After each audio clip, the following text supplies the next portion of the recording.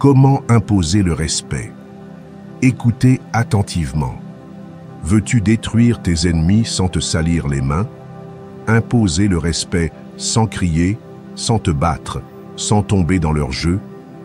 Il existe un truc psychologique si puissant qu'il transforme la façon dont on te perçoit, sans que tu dises un mot de trop.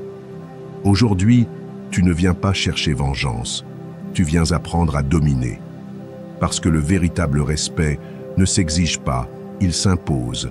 Et quand tu maîtrises ce principe, tu cesses d'être une proie facile et tu deviens une présence impossible à ignorer. Prépare-toi, car après cela, personne ne te traitera plus de la même manière. Avant de commencer, je veux que tu descendes maintenant dans les commentaires et que tu écrives avec détermination cette phrase. Aujourd'hui, je décide de ne plus réagir. Je suis stoïque. Écris-le avec force, avec intention, avec un engagement total envers toi-même. Car en l'écrivant, tu ne la déclares pas seulement, tu la programmes dans ton esprit. Cette phrase est une décision, un code, une reprogrammation qui commence de l'intérieur et transforme la façon dont tu fais face à tes ennemis, aux conflits et au monde. Fais-le maintenant. Écris-le, car ce n'est pas une simple vidéo, c'est un entraînement mental. Enseignement 1. Arrête de te justifier devant ceux qui ne te valorisent pas. Combien de fois as-tu ressenti ce besoin presque automatique de t'expliquer, de te justifier, d'essayer de faire voir à quelqu'un qui t'a déjà jugé l'autre côté de l'histoire? Tu le fais une fois et cela ne change rien.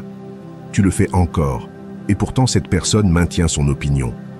Et tu t'épuises émotionnellement à essayer de convaincre quelqu'un qui ne veut ni comprendre ni en a besoin. Parce qu'en réalité, ils ne cherchent pas ta vérité. Ils veulent juste réaffirmer leur version de toi.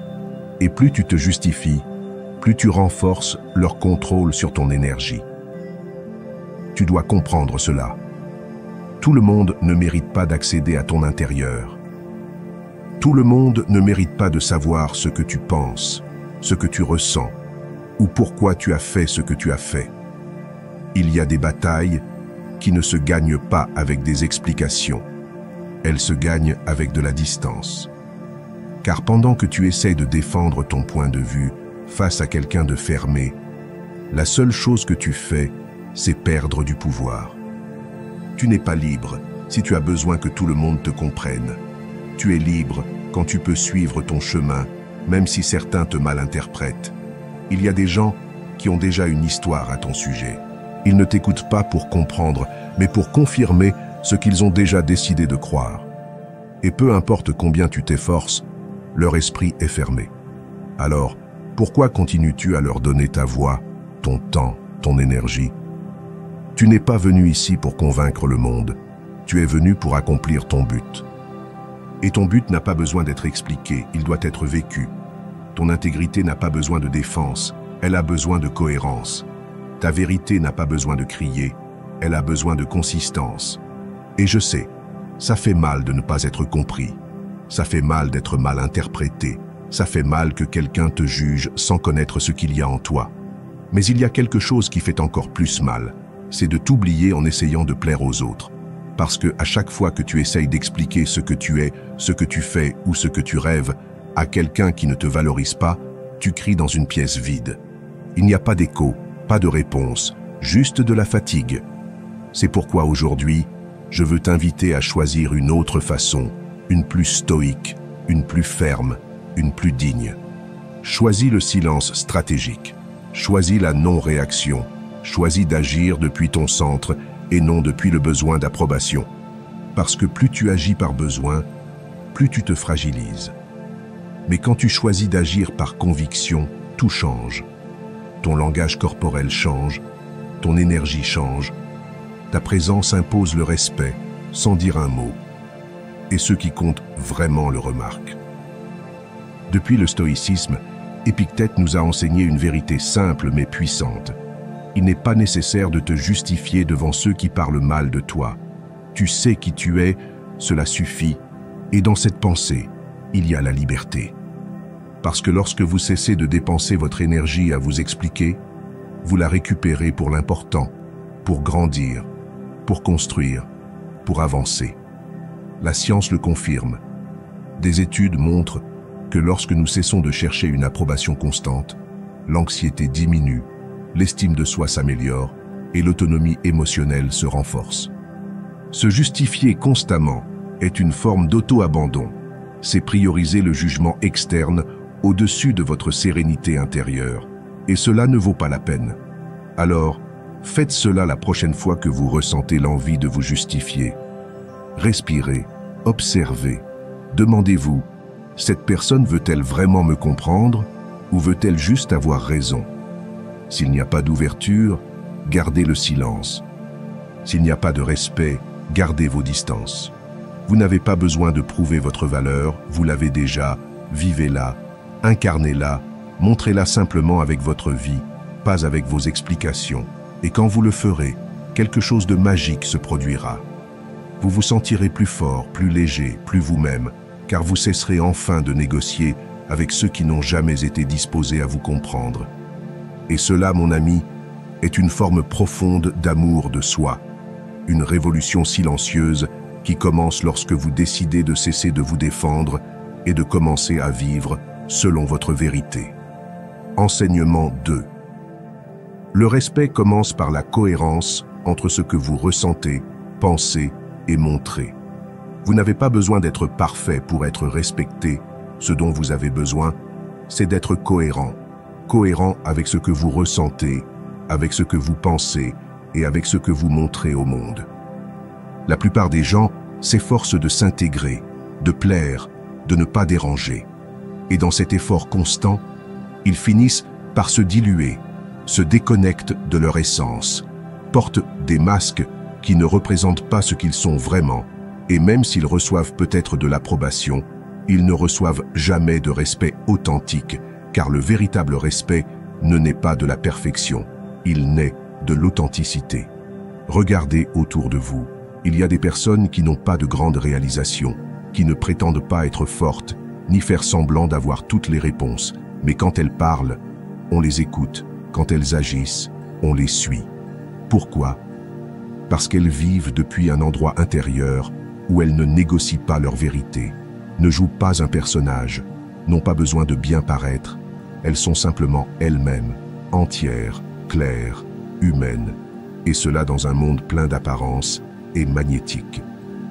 Parfois, nous croyons qu'être sincères avec ce que nous ressentons nous rend vulnérables, que nous montrer avec peur, avec des doutes ou même avec confusion fera que les autres nous voient comme faibles.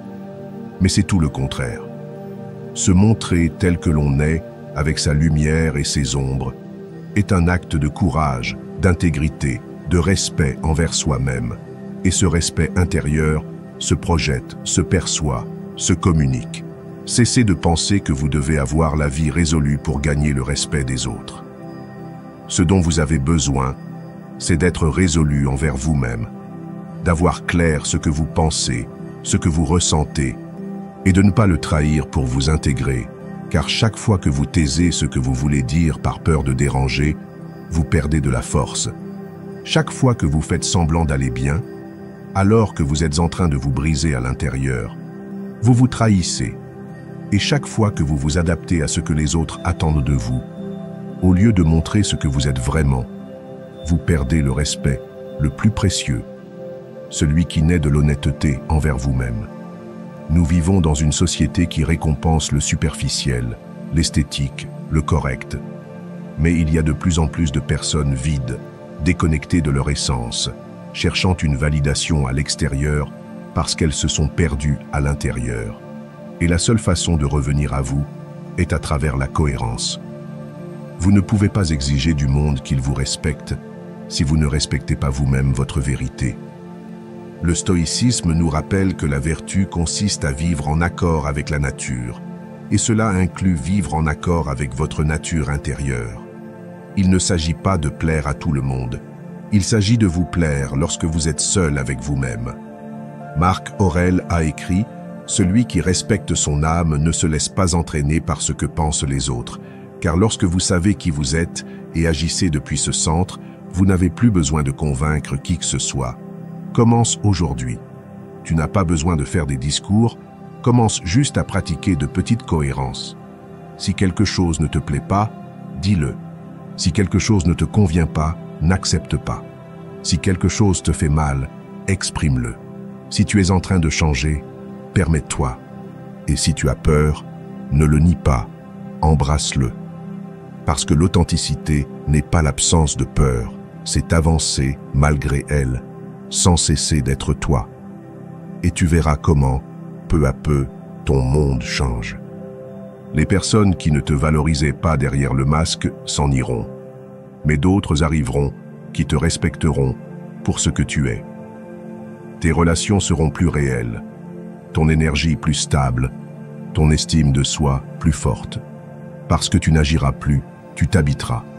Le respect commence quand tu décides de ne plus te trahir, quand tu décides que ta voix intérieure vaut plus que n'importe quel applaudissement extérieur, quand tu décides que vivre ta vérité, même avec des erreurs, est plus digne que de plaire par le mensonge.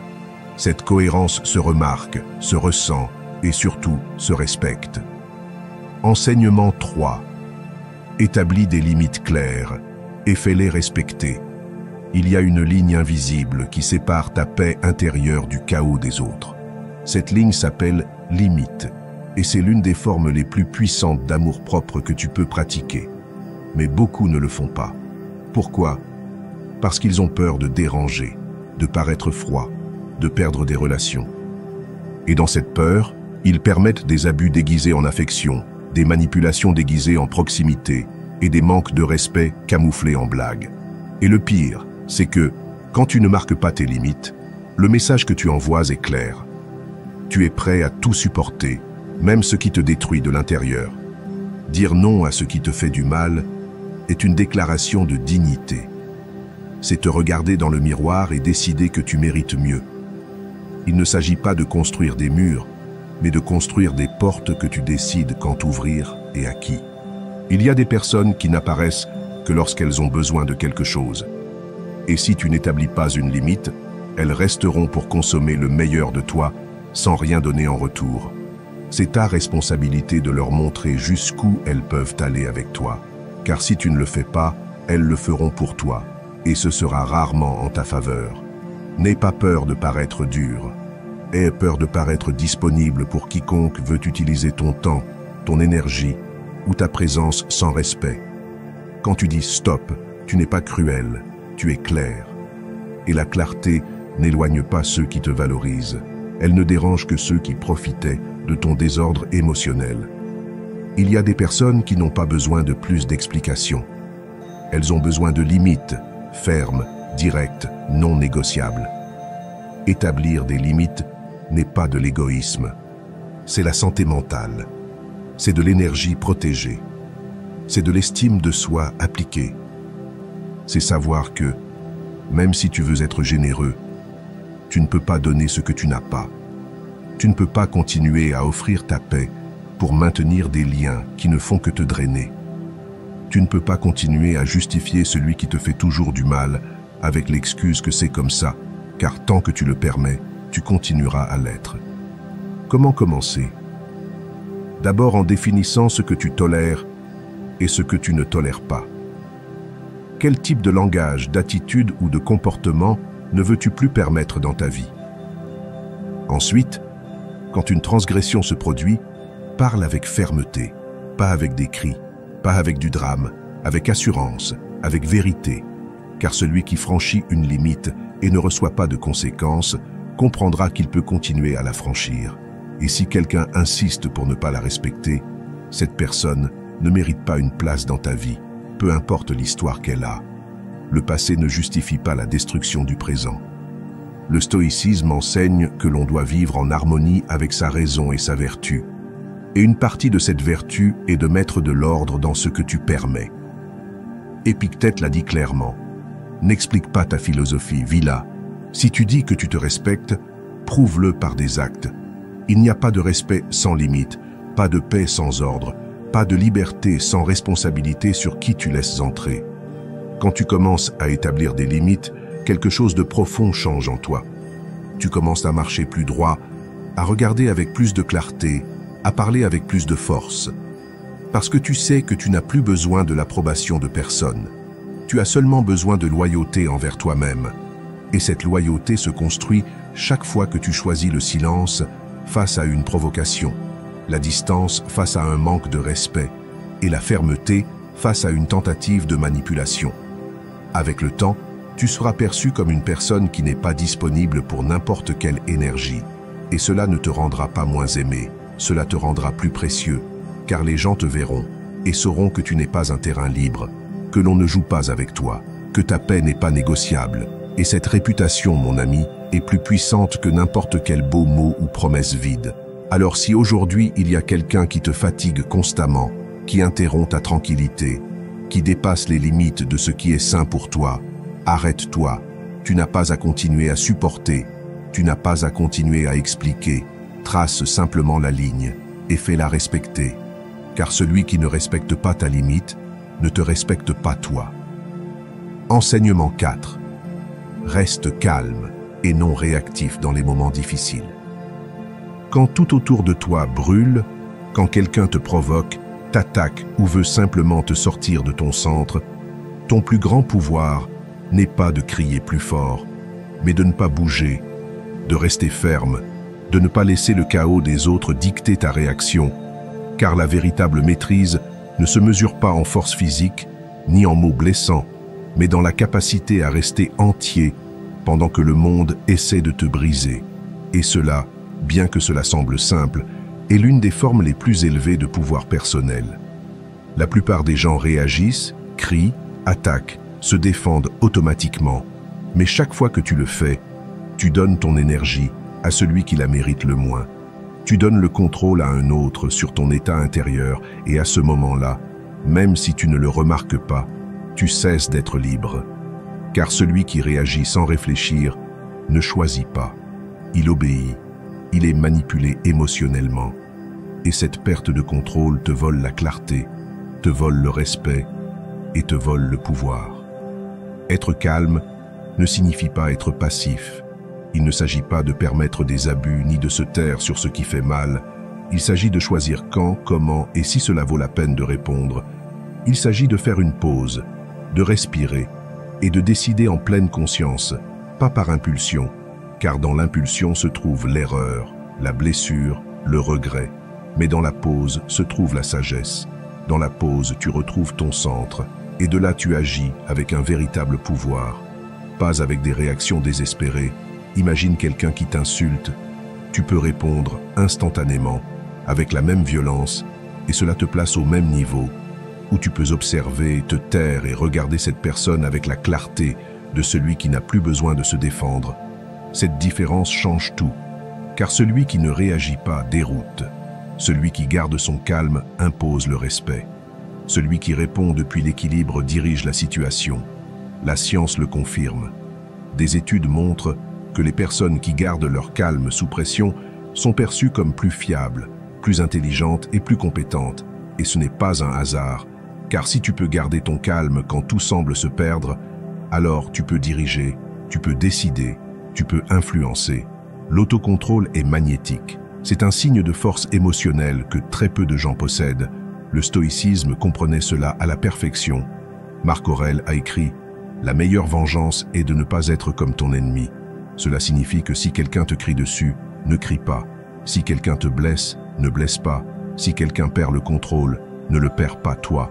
Car dans ce contraste se voit qui est vraiment fort. Ce n'est pas celui qui frappe le plus fort qui est fort. C'est celui qui n'a pas besoin de frapper pour marquer sa présence. Commence à entraîner cela dans ta vie quotidienne. La prochaine fois que tu sens que quelque chose te déborde, respire, fais une pause, ne réponds pas immédiatement. Observe ce qui se passe en toi. Est-ce de la colère, de l'orgueil blessé, de la peur? Nomme-le, reconnais-le et ensuite décide. Car quand tu choisis ta réponse, au lieu de réagir, tu réaffirmes ton pouvoir intérieur. Tu dis « Je contrôle mon esprit, pas le monde ». Avec le temps, tu verras comment tout change. Tes relations deviennent plus saines, car tu ne discutes plus pour des futilités. Ton environnement commence à te respecter davantage. car ils savent qu'ils ne peuvent pas te déstabiliser avec n'importe quelle provocation, et tu te sentiras plus en paix, plus ferme, plus toi. L'autocontrôle n'est pas de la répression, c'est de l'intelligence émotionnelle appliquée. C'est comprendre que tout ne mérite pas ton énergie, que parfois le silence est plus puissant que 1000 arguments, que ton calme est ton château et que toi seul décides qui entre.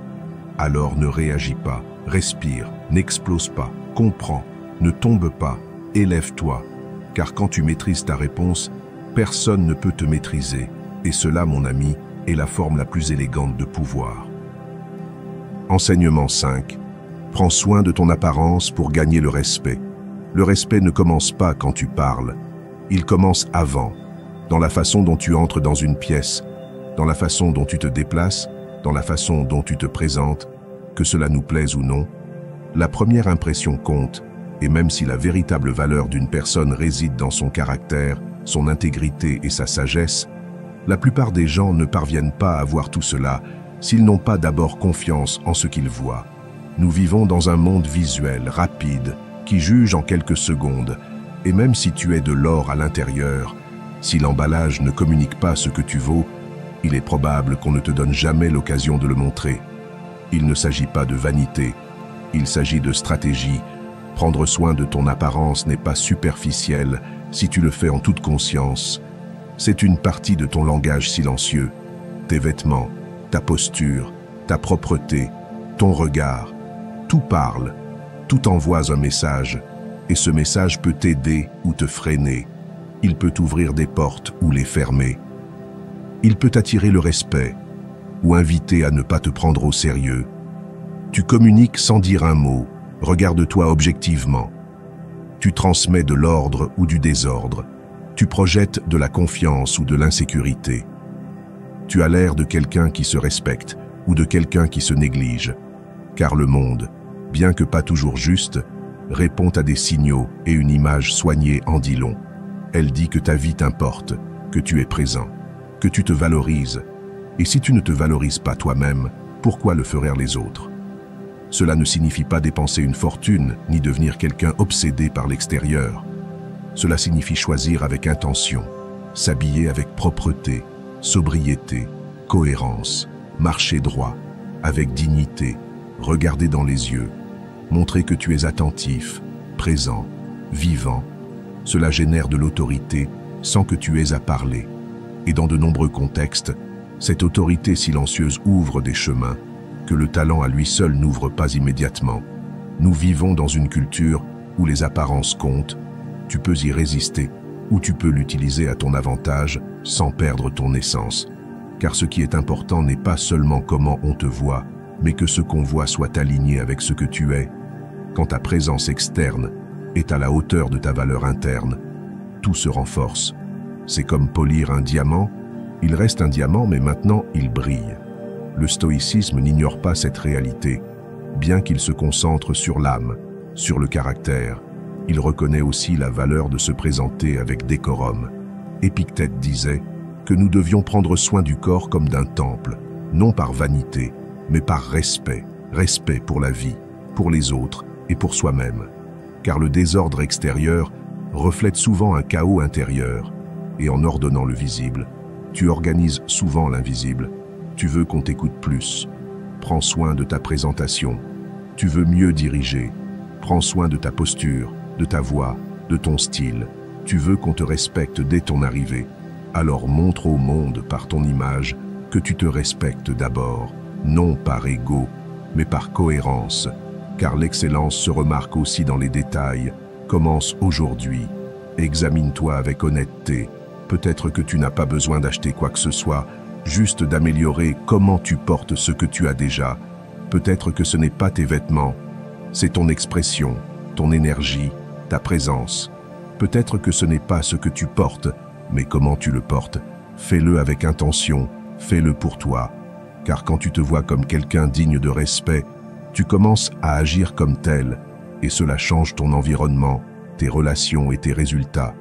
Tu n'es pas ici pour impressionner qui que ce soit, mais tu n'es pas non plus là pour passer inaperçu. Tu es là pour marquer ta présence, pour laisser une empreinte, pour marcher avec un standard élevé qui inspire le respect sans l'exiger. Et une partie de cela commence par la façon dont tu choisis d'apparaître devant le monde. Alors, regarde-toi dans le miroir et pose-toi cette question.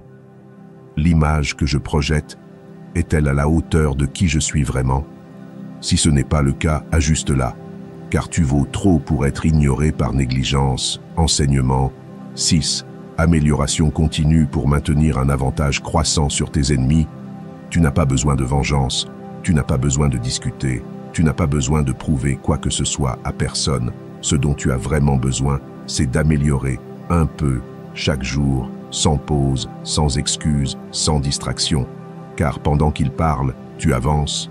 Pendant qu'il critique, tu te perfectionnes.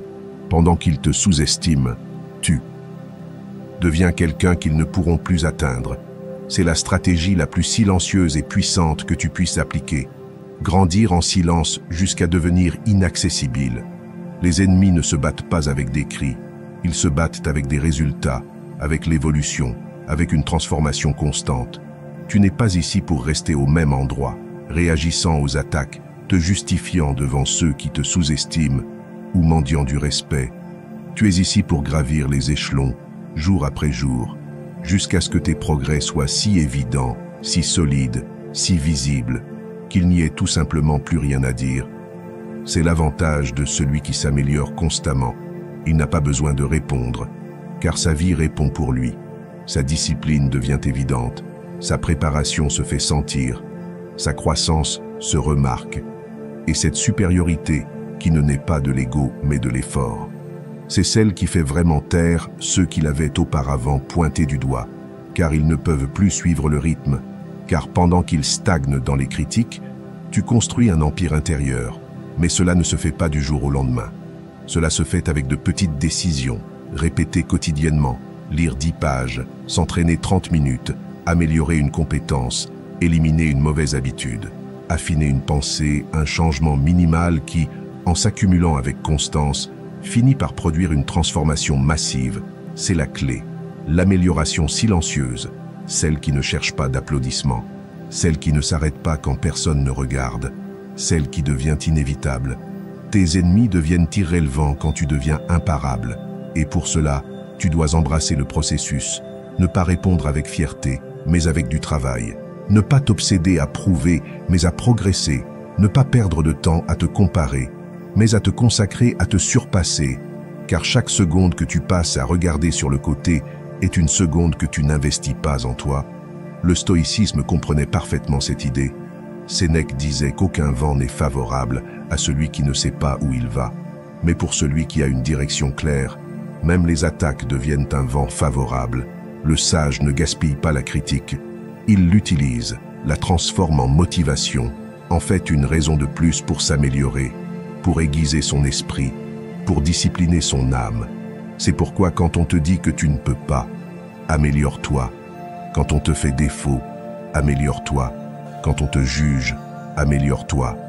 Que chaque obstacle soit le feu qui forge ton caractère, que chaque moquerie soit le signe que tu avances, que chaque ennemi soit le rappel que ton destin n'est pas de discuter, mais de te surpasser. Et tu n'as pas à tout faire aujourd'hui. Juste une chose, un pas, une habitude, un engagement quotidien envers ta meilleure version. Peu importe si les autres ne le voient pas maintenant, peu importe s'ils continuent à te sous-estimer, il y aura un jour où ils ne pourront plus t'ignorer.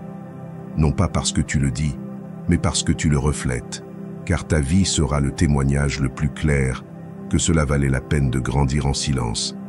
Alors continue, même si ça fait mal, même si tu ne vois pas de résultats immédiats, même si personne ne t'applaudit encore.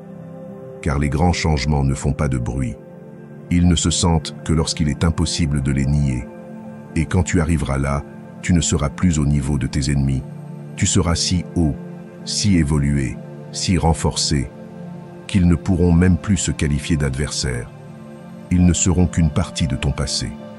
Et toi, une nouvelle version, imparable, ferme, forgée jour après jour dans l'amélioration constante. Enseignement 7. Ignorer tes ennemis les rend irrélevants. Ignorer tes ennemis n'est pas un acte de lâcheté. c'est un acte de pouvoir. C'est regarder droit devant pendant que d'autres essaient de détourner ton chemin avec des mots vides, avec des provocations, avec des critiques déguisées en vérité. Mais tu n'es plus là pour ça. Tu n'es pas là pour t'arrêter à chaque pierre du chemin. Tu es là pour avancer. Et cela nécessite de l'intelligence émotionnelle, la maîtrise de soi et une compréhension profonde que ce que tu ne nourris pas meurt. Si tu ne leur donnes pas ton énergie, ils disparaissent simplement de ton monde. Beaucoup croient qu'ils doivent se défendre, clarifier, répondre, prouver. Mais en réalité, chaque fois que tu tombes dans ce jeu, tu confirmes que l'ennemi a du pouvoir sur toi. Tu lui donnes exactement ce qu'il veut, ton attention, ton émotion, ton temps. Et là tu es, en train d'expliquer ce qui n'a pas besoin d'explication, te défendant de ce qui n'a pas de substance, discutant avec quelqu'un qui veut juste te provoquer. Et pendant ce temps, tu perds ta concentration, tu perds ta paix, tu perds du temps que tu ne récupéreras jamais. Quand tu décides d'ignorer, tu ne dis pas que ça ne t'importe pas. Tu dis que tu as choisi quelque chose de plus important, ta paix mentale, ta croissance personnelle, ton destin. Car parfois la meilleure façon de montrer que tu es à un autre niveau est simplement de ne pas descendre, de ne pas te rabaisser, à discuter avec ceux qui ne comprennent pas ta vision, de ne pas t'expliquer devant ceux qui t'ont déjà jugé, de ne pas céder à ceux qui veulent juste manipuler ta réaction. Ce silence, cette indifférence, crie beaucoup plus fort que n'importe quel mot. Il y a des gens qui vivent pour provoquer. Ils se nourrissent de ta réaction, non pas parce qu'ils se soucient de la vérité, mais parce qu'ils cherchent de l'attention. Et si tu leur en donnes, tu les valides. Mais si tu décides de ne pas entrer dans leur jeu, ils perdent leur sens. Ils s'éteignent, car la seule chose qui les soutenait était ton énergie. Et maintenant que tu l'investis en toi-même, dans ce qui en vaut la peine, ils n'ont plus rien à quoi s'accrocher. Cela s'entraîne, ce n'est pas facile. L'ego veut répondre, la blessure veut crier, l'orgueil veut se venger. Mais tu n'es plus esclave de tes impulsions. Tu es ici pour grandir, pas pour te battre. Et cette croissance inclut apprendre à choisir tes batailles et comprendre que souvent la bataille la plus intelligente est celle qui n'est pas livrée. Le stoïcisme l'exprime clairement. Marc Aurèle a écrit que la tranquillité parfaite consiste en l'ordre de l'âme, à ne pas se laisser emporter par des passions externes. Et l'une de ces passions est le besoin de répondre. Épictète, pour sa part, enseignait que nous ne devrions pas nous préoccuper de ce que les autres disaient, mais de ce que nous faisions avec cela. Et si tu décides de ne rien faire, si tu décides de rester ferme sur ton chemin, alors tu pratiques l'une des vertus les plus puissantes, l'autocontrôle. Pratique l'indifférence stratégique, ce n'est pas ignorer par fierté, c'est ignorer par sagesse. C'est dire que mon énergie est trop précieuse pour être donnée à ce qui ne construit pas. Et quand tu fais cela, tout change. Ton esprit s'éclaircit, ton cœur se stabilise, ton environnement s'ordonne. Tu ne réagis plus à chaque stimulus. Tu choisis depuis ton centre. Tu agis avec intention. Tu marches en paix. Et peu à peu, tu remarqueras le résultat. Les conflits qui te piégeaient auparavant ne t'importent plus. Les personnes qui te provoquaient ne te rattrapent plus.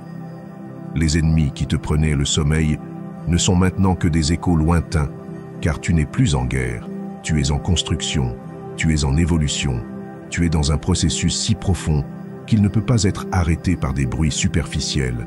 Alors la prochaine fois que quelqu'un essaye de te blesser, de te rappeler le passé, de te déstabiliser, ne réponds pas, n'explique pas, ne discute pas. Regarde-le juste pour ce qu'il est, une distraction, et retourne sur ton chemin, car ce silence que tu gardes n'est pas vide.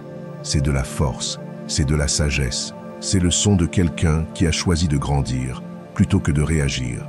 Et cette décision, bien qu'elle semble petite, est ce qui te rend imparable.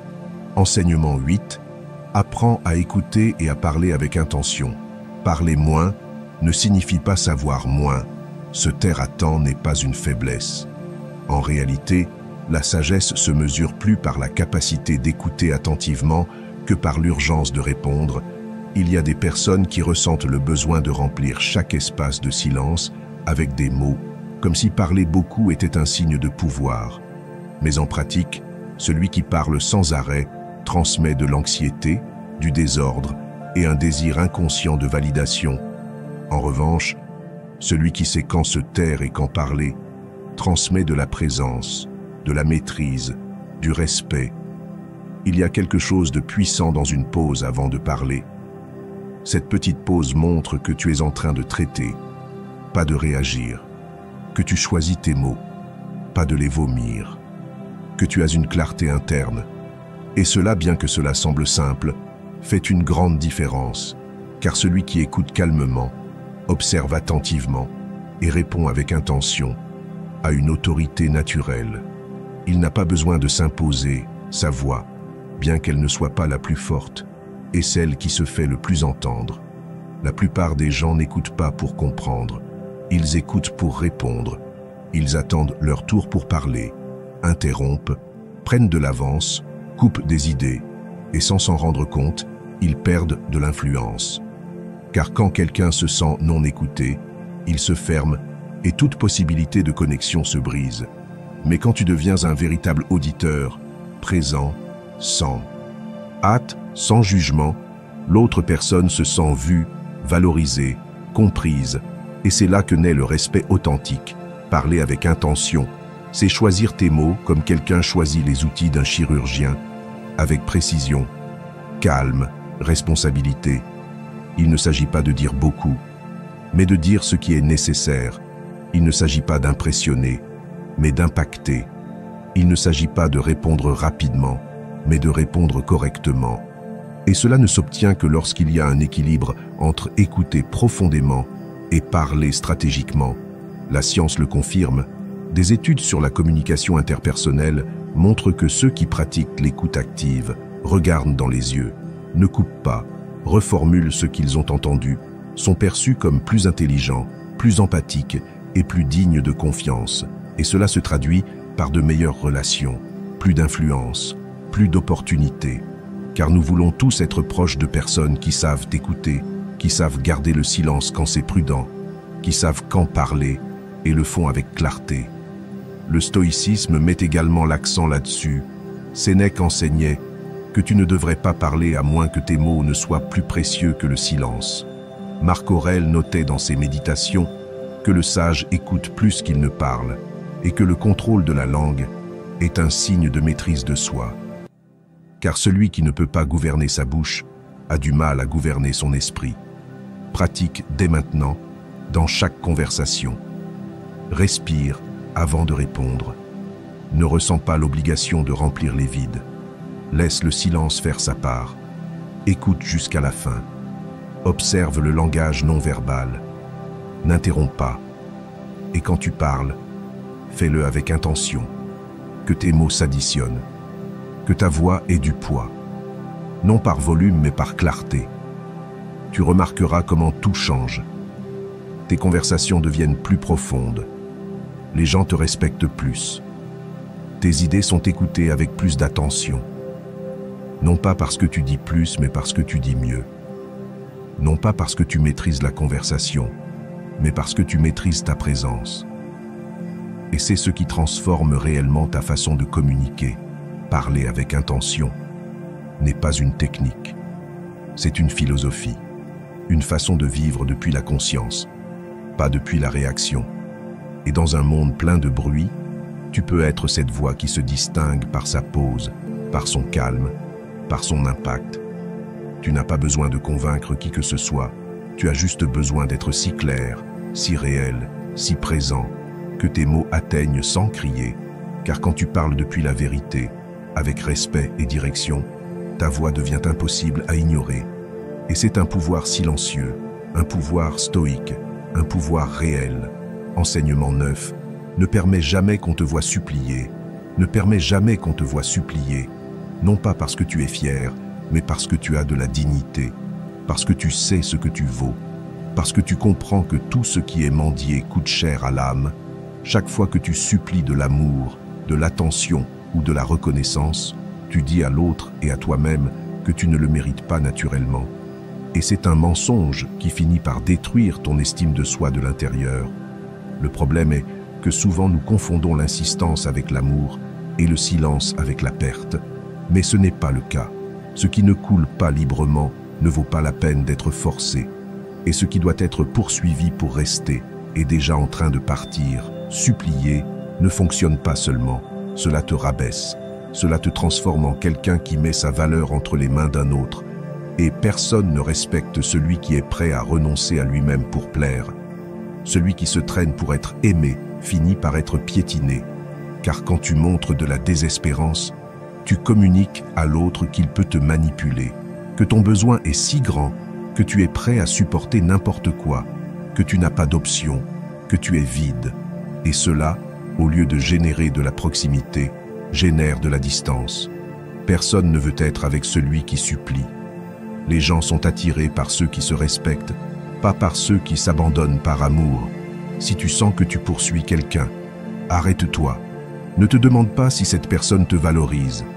Demande-toi pourquoi tu ne le fais pas avec toi-même. Pourquoi tu continues à courir après quelqu'un qui ne te regarde pas? Pourquoi tu insistes sur quelqu'un qui t'a déjà clairement montré son désintérêt? Quelle partie de toi a besoin de mendier de l'affection pour se sentir suffisante? Ce n'est pas l'amour que tu cherches, c'est la validation. Et cela ne se trouve pas à l'extérieur, cela se construit à l'intérieur.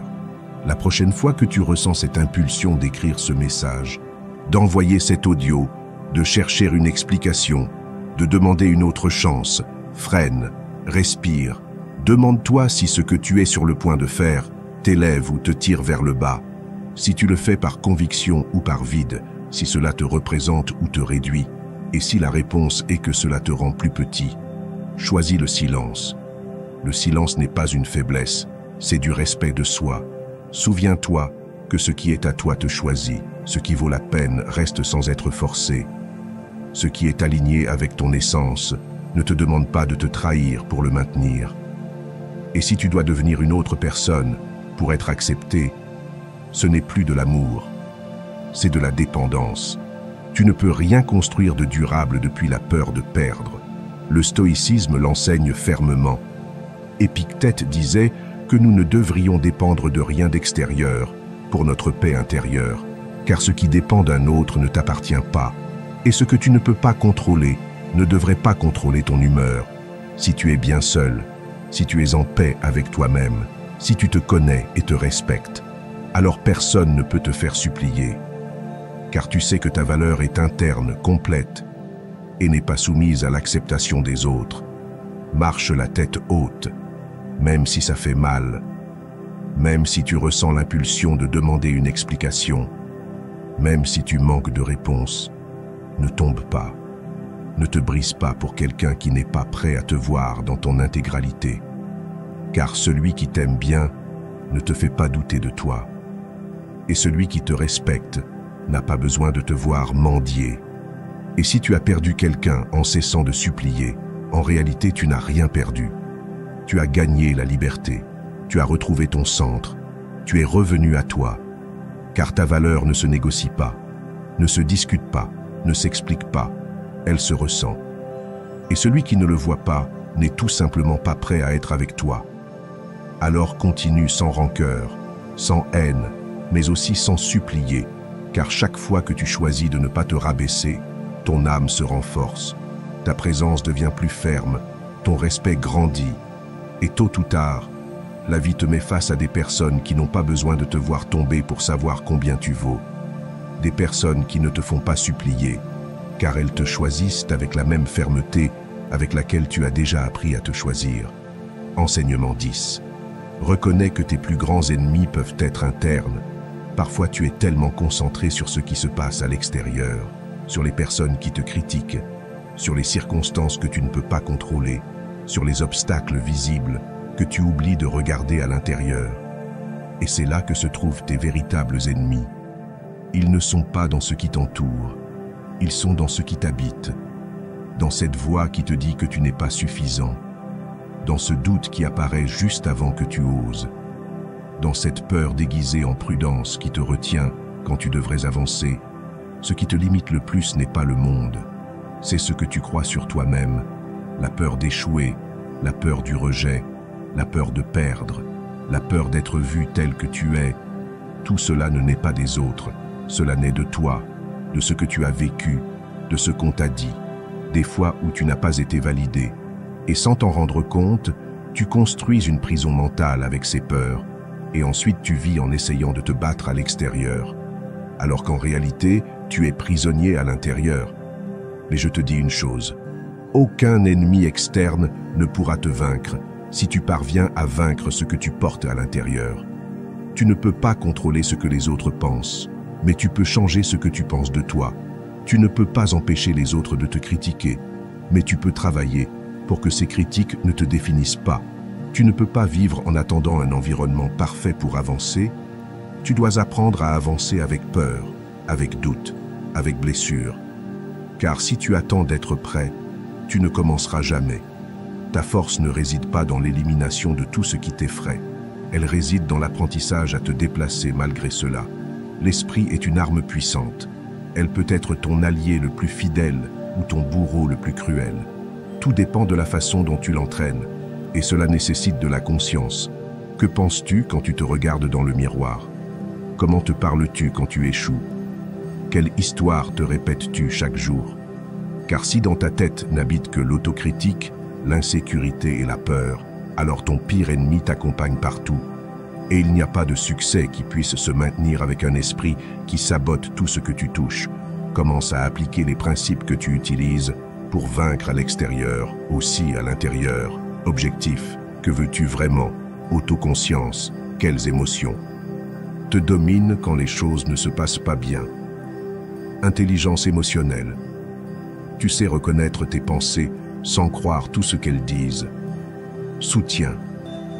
Tu es entouré de personnes qui t'élèvent ou qui renforcent tes doutes. Amélioration continue. Tu apprends à t'aimer, à avoir confiance, à te corriger sans te détruire. Cherche de l'aide si nécessaire. Il n'y a rien de plus courageux que celui qui décide de guérir. Tu n'es pas brisé. Tu fais juste face à des batailles que l'on ne t'a pas appris à mener. Mais maintenant, tu peux apprendre. Tu peux observer tes schémas. Tu peux remettre en question tes croyances. Tu peux reconstruire ta valeur de l'intérieur. Car une fois que tu te libères de ce qui te limite intérieurement, le monde extérieur cesse d'être une menace. Le stoïcisme le disait clairement. Sénèque affirmait que l'homme souffre plus dans son imagination que dans la réalité. Et c'est vrai. La souffrance mentale pour ce qui pourrait arriver, pour ce que tu n'as pas, pour ce que tu crains de perdre, est souvent plus grande que le fait lui-même. Mais il disait aussi que le sage s'occupe plus de se maîtriser que de contrôler le monde, car là réside le pouvoir de gouverner ton monde intérieur. Quand tu reconnais que ton ennemi le plus fort peut vivre en toi, tu as déjà fait le premier pas pour te libérer, car tu ne blâmes plus les autres. Tu n'attends plus que le monde change. Tu prends tes responsabilités. Tu regardes en face ce qui te paralyse. Tu décides de grandir. Et cette croissance ne sera pas immédiate, mais elle sera réelle. Tu commenceras à avoir plus confiance, à penser plus clairement, à agir plus fermement, à cesser de te saboter, à lâcher la peur de ce que les autres diront. Car ton esprit, autrefois un champ de bataille, devient ta force.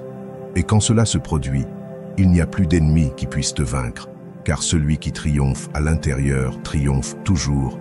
Enseignement 11. La colère et le ressentiment ne te lient qu'à tes ennemis. Chaque fois que tu penses à ce qu'ils t'ont fait, à cette trahison, à cette injustice, à ces mots qui te font encore mal, tu revivras le poison. Tu donnes de l'espace à quelqu'un qui aurait déjà dû sortir de ta vie, car le ressentiment n'est pas de la justice. C'est une prison. Et le pire, c'est qu'il n'enferme pas celui qui t'a blessé. Il t'enferme toi, ta paix, ta capacité à être présent, ton énergie qui pourrait être en train de construire, mais qui au contraire se vide, se rappelant ce que tu ne peux plus changer. La colère est un piège émotionnel. Elle se déguise en force, en dignité, en justice, mais en réalité, elle te rend faible. Elle te met en mode réactif. Elle te fait revenir encore et encore à la blessure, comme si l'ouvrir encore une fois allait te donner la paix. Mais ce n'est pas le cas. Ce qu'elle fait, c'est maintenir vivante l'influence de ton ennemi. car tant que tu ne lâches pas, il continue à gagner. Non pas parce qu'il est plus fort, mais parce qu'il a encore de l'espace dans ton esprit. Et je comprends, la douleur est réelle, la trahison fait mal, la déception brûle. Mais tu dois décider si tu veux avoir raison ou si tu veux avoir la paix, car tu ne peux pas avoir les deux si tu vis en attendant que l'autre paie, qu'il s'excuse, qu'il reconnaisse le mal. Tu es lié à une attente qui peut ne jamais se réaliser. Et pendant ce temps, tu restes enchaîné. Mais si tu choisis de pardonner, non pas parce qu'il le mérite, mais parce que tu mérites d'être libéré, alors quelque chose de profond change. Tu deviens libre. Le pardon n'est pas l'oubli. Ce n'est pas justifier. Ce n'est pas nier ce qui s'est passé. C'est dire « cela m'a fait mal, mais je ne veux plus le porter ». C'est prendre le contrôle de ton énergie. C'est fermer la porte au passé pour pouvoir construire depuis le présent. C'est te choisir. Car tant que tu es en guerre interne avec quelqu'un qui ne pense même plus à toi, tu perds une bataille que tu es le seul à mener. Pratique le pardon actif. N'attends pas de te sentir prêt. Commence aujourd'hui. Écris ce qui t'a fait mal. Reconnais-le. Pleure-le si nécessaire. Mais ensuite décide de le lâcher. Non pas par faiblesse, mais par force. Car quand tu choisis de guérir, tu te priorises. Tu récupères ta clarté mentale. Tu dis « Je ne te donne plus de pouvoir sur moi ». Et cela est plus puissant que n'importe quelle vengeance. Le stoïcisme est clair à ce sujet. Sénèque a écrit que celui qui ne peut pas pardonner brise le pont par lequel un jour il pourrait avoir besoin de passer lui-même. Et Marc Aurèle insistait sur le fait que la meilleure façon de se venger est de ne pas être comme celui qui t'a blessé. Car si tu réponds par la haine, tu deviens le reflet de ce que tu as juré de ne pas répéter. Mais si tu réponds avec hauteur, avec silence, avec guérison, alors tu t'élèves, ne nourris plus le feu du ressentiment, ne répète pas cette histoire dans ta tête encore et encore, ne cherche pas que les autres te valident en tant que victime, cela ne fait que t'attacher davantage. Au lieu de cela, concentre-toi sur toi, sur ta paix, sur ton bien-être émotionnel, entoure-toi de personnes qui te rappellent qui tu es sans avoir à parler du passé.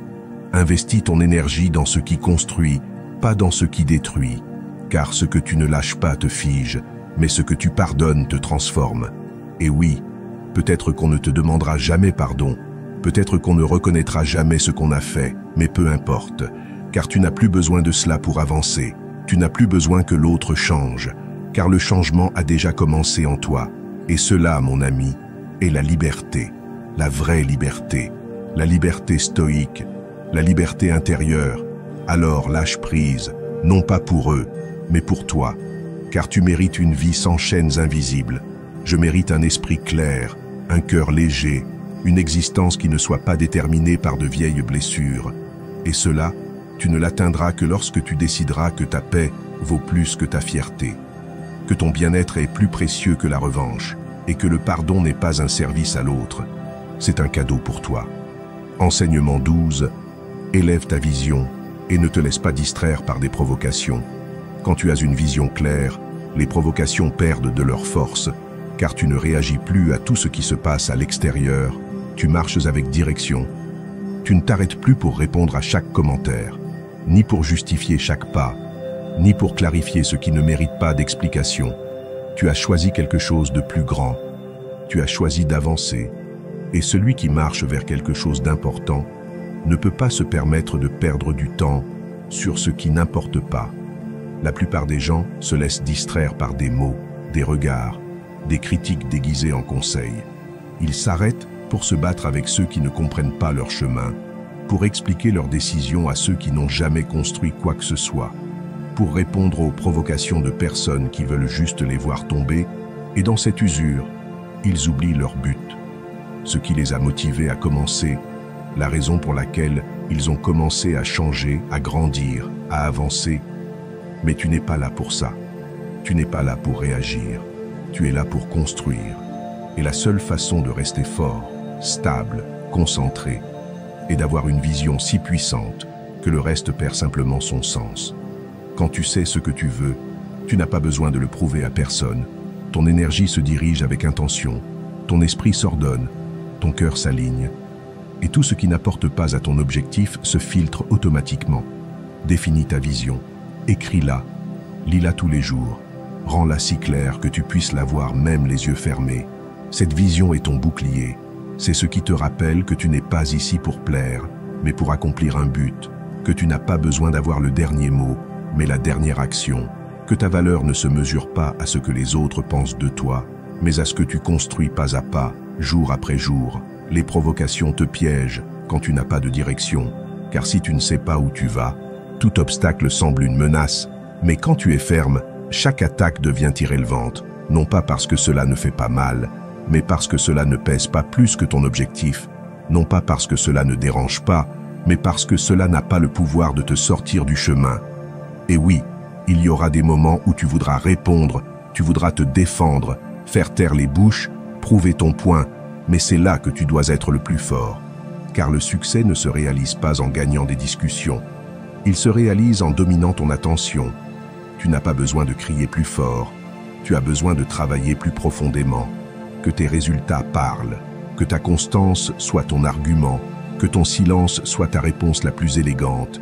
Pratique des techniques pour rester centré, fais des pauses conscientes, révise tes objectifs chaque matin, élimine les distractions qui n'apportent rien.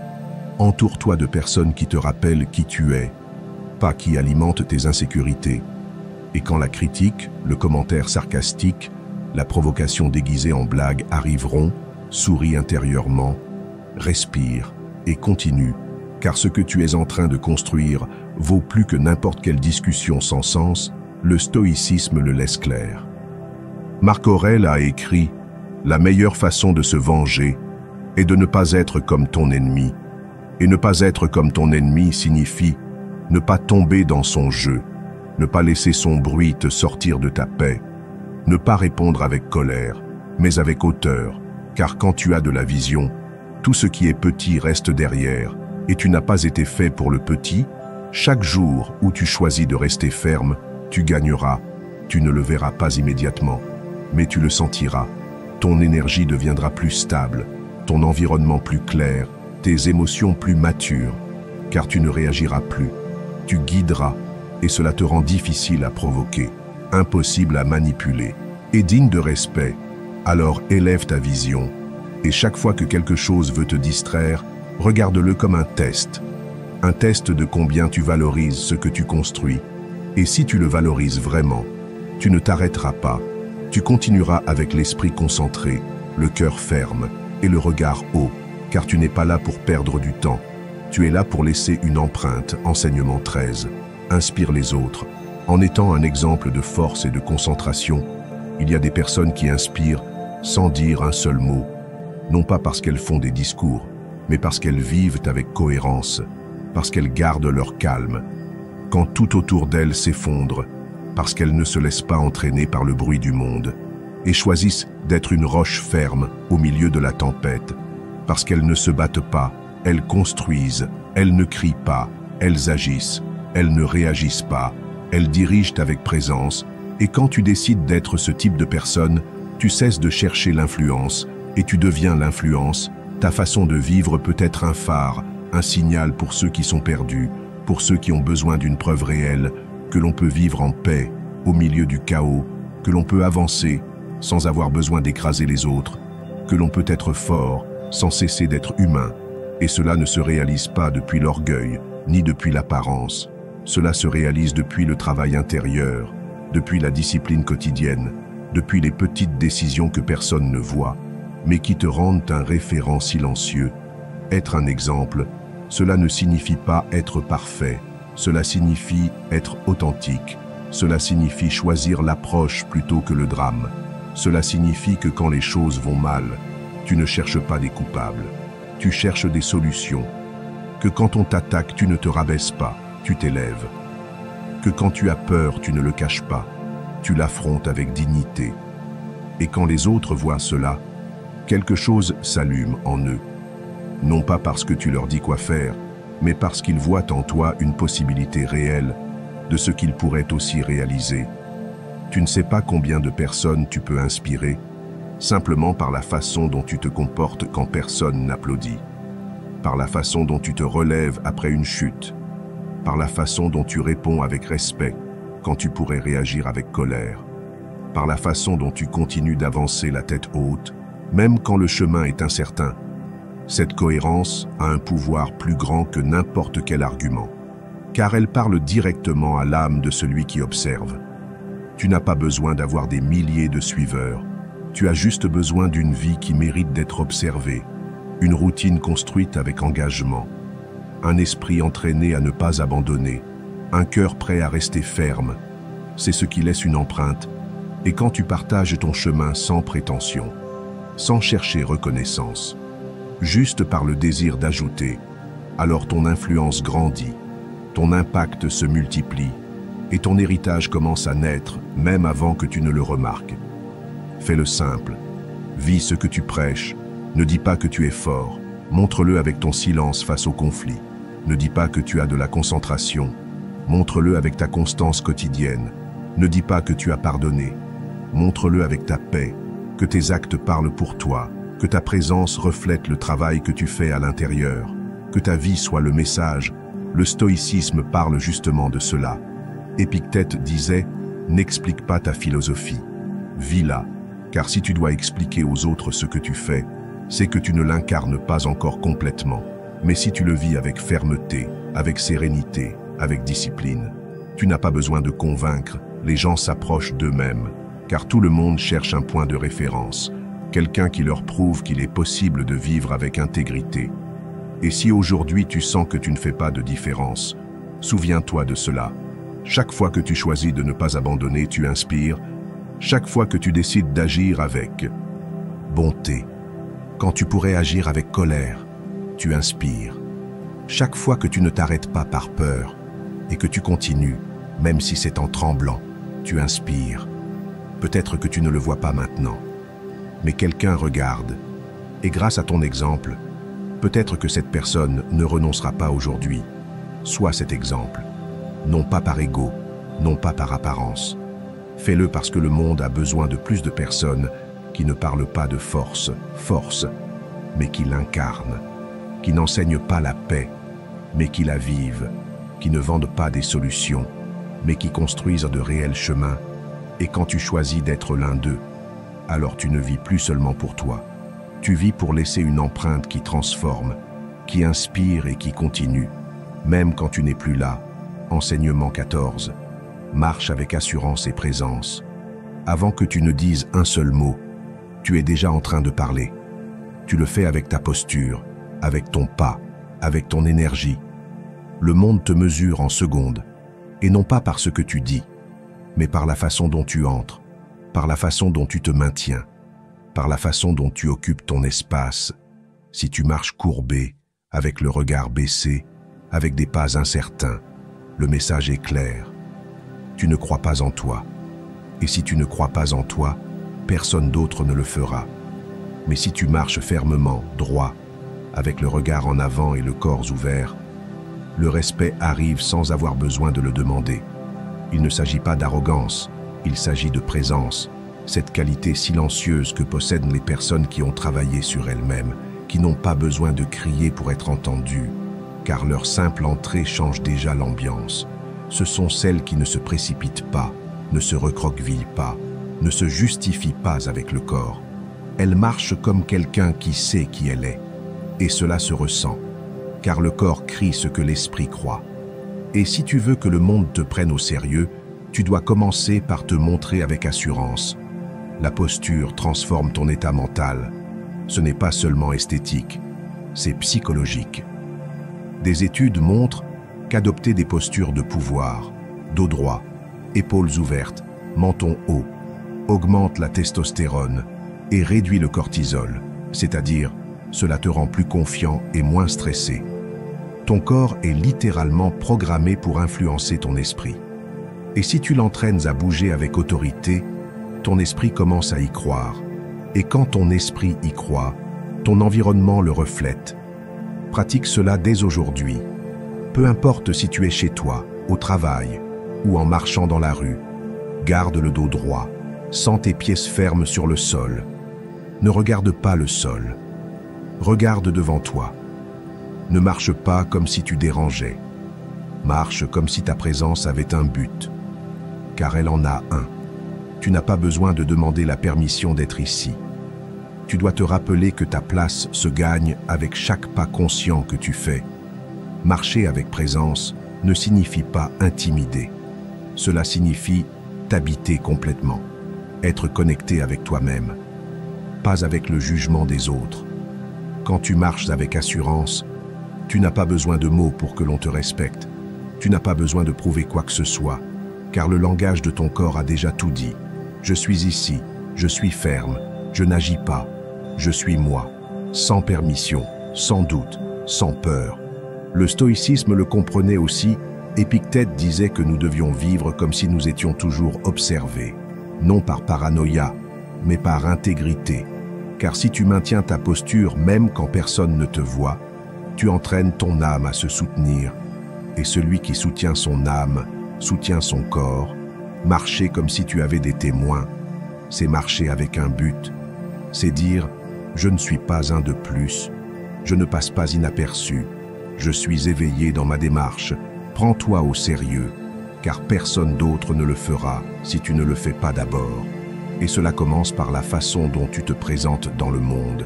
Marche comme si le sol t'appartenait, comme si chaque pas laissait une empreinte, comme si ton énergie nettoyait l'espace par où tu passes. Ne te recroqueville pas, ne te cache pas, n'agis pas comme si tu n'avais pas d'importance, car tu as de l'importance, ton message a de l'importance, ton histoire a de l'importance, ta présence a de l'importance, et tu n'as pas besoin d'attendre de te sentir en sécurité pour marcher ainsi. Fais-le même si tu ne le ressens pas encore, car le corps est plus sage que la peur. Et si tu l'entraînes à marcher avec fermeté, ton esprit le suivra peu à peu, pas à pas, jusqu'à ce qu'un jour tu te regardes dans le miroir et dises « Je n'agis plus. Cette assurance est réelle. Elle est née de moi. Je l'ai construite avec chaque pas. Marche ainsi, comme si chaque pas était une. » Affirmation silencieuse de ta valeur, comme si le monde avait besoin de ta présence ferme pour se rappeler qu'il est possible de vivre avec intégrité. Car quand tu t'habites avec assurance, le respect arrive tout seul et tu n'as pas besoin de le demander. Tu as juste besoin de marcher et de te soutenir. Enseignement 15. Utilise l'humour pour désarmer les conflits. Quand quelqu'un te provoque, ne réponds pas avec colère. Réponds avec un sourire, mais pas un sourire vide.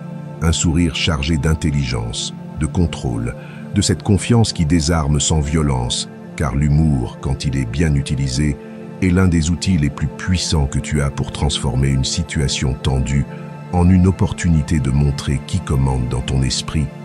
Et je ne parle pas du sarcasme venimeux, ni de la moquerie qui humilie. Je parle de cet humour léger, inattendu, qui déstabilise l'autre et en même temps t'élève. L'humour n'est pas une faiblesse, c'est un signe d'intelligence émotionnelle. C'est la réponse de celui qui n'a pas besoin de se défendre, parce qu'il est déjà au-dessus du conflit. Et la science le confirme. Les études montrent que l'humour, en particulier l'humour auto-référentiel, celui qui vous permet de rire de vous-même sans perdre votre valeur, génère de la sympathie, connecte avec les autres et réduit la tension immédiate de tout échange agressif. En d'autres termes, cela vous transforme en quelqu'un de charismatique, fort et fiable, tout en même temps. Et sais-tu quoi d'autre? L'humour te protège, car lorsque tu peux faire une blague sur toi-même, tu montres que tu n'es pas sur la défensive, que tu n'es pas fragile, que tu n'as pas peur d'être vu, que tu es si à l'aise avec toi-même que tu n'as rien à prouver.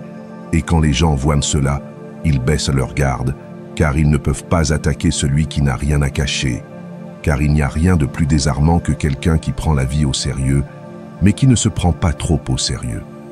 Épictète le disait sans détour. Tu n'es pas tes pensées, tu n'es pas tes émotions, tu n'es pas tes erreurs. Tu es quelque chose de beaucoup plus profond, plus stable, plus libre. Et si c'est vrai, alors tu peux te permettre de rire. Tu peux te permettre de ne pas réagir. Tu peux te permettre d'utiliser l'humour comme un bouclier, comme un pont, comme un outil, car le sage ne s'offense pas facilement.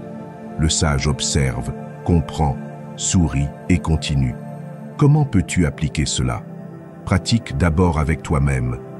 Apprends à rire de tes propres erreurs. Ne te punis pas pour chaque chute. Trouve l'apprentissage et puis lâche-le avec légèreté. Fais de l'humour un allié interne. Ensuite, quand quelqu'un te provoque, avant de répondre, respire. Demande-toi, est-ce que ça vaut la peine de se fâcher pour ça? Puis-je répondre avec quelque chose qui détend l'atmosphère sans perdre de fermeté? Et si tu peux, fais-le. Utilise une phrase simple, une exagération comique, une observation astucieuse qui détourne l'attention sans l'ignorer. Le résultat te surprendra. Là où il y avait un conflit, il y a maintenant du rire. Là où il y avait de la tension, il y a maintenant du soulagement. Et toi, au centre de tout, montrant un contrôle émotionnel sans agression. Car celui qui peut contrôler le ton d'une conversation a le véritable pouvoir. Ce n'est pas celui qui crie le plus, mais celui qui a la capacité de transformer l'énergie du moment. L'humour n'est pas seulement pour divertir, c'est pour diriger, pour communiquer sans confronter, pour garder le contrôle sans perdre son humanité, pour montrer que tu es éveillé, conscient, présent et au-dessus du drame. Alors ne sous-estime pas sa valeur.